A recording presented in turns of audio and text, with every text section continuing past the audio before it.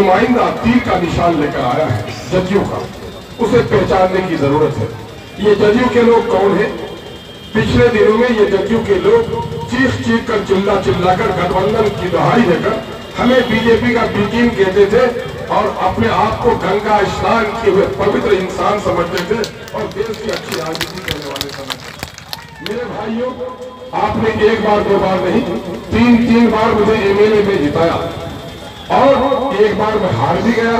वो हार मेरी थी या आपकी भी थी, जरा दिल पर तय कर लीजिए कि आपने गठबंधन को, हमारे लोगों ने सादालुही में गठबंधन के नाम पर वोट दे दिया और उसको जब मैं फिर रहा था तो सब वही कह रहा था कि क्या कहने आगे मेरे तो स्वाद में हम तो एमपी बनवा चाहते हुए एमपी बनना चाह रहे।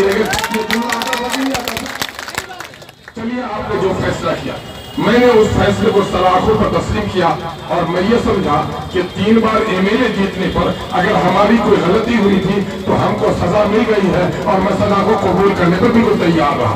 लेकिन हाथ रखकर सोचिए, वो शख्स जो अपनी तमाम नाअहलियों के बावजूद सिर्फ गठबंधन के नाम पर आपका वोट किया था और ये कहा था कि हम बीजेपी को रोकने का काम करेंगे, तो वो आज कहां पर खड़ा है मालूम है आपको? कहाँ खड़ा है बोलो? बीजेपी के वक्त नहीं है कि तफसील से बात करूं। बीड़ी कंपनी के नाच में नाचने वाला छोकरा नाच रहा था, उसका बाप रो रहा था, लड़के ताली बजा रहे थे। कहा बुढ़ा क्यों रोते हो? कहा कि मैं इसलिए रोता हूँ, वो लड़का जो नाच रहा है वो कोई और नहीं, मेरा बेटा है। मैं अपने मुकद्दर पे रोता हूँ कि मैंने जन्म बेटा दिया था, ये बेटी बनकर रो रहा है।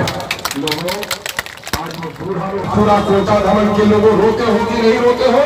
ये हमने चुना था बीजेपी को रोकने के लिए। आज देखो वहां पर पवाखाली में बीजेपी 32% की दलित आबादी कभी नरेंद्र मोदी की दरिंदगी को बर्दाश्त नहीं कर सकता, के लिए आवाज उठाता है।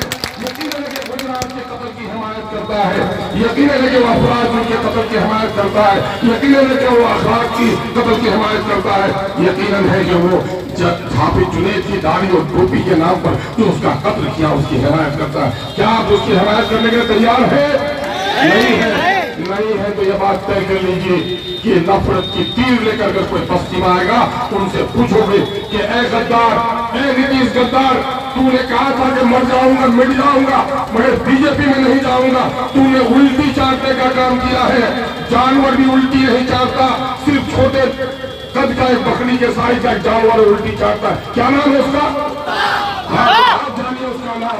वो उल्टी चाटने वाला हमारा कभी नेता नहीं बन सकता और उल्टी चाटने वाला का नुमाइंदा भी कभी आपका नेता नहीं बन सकता।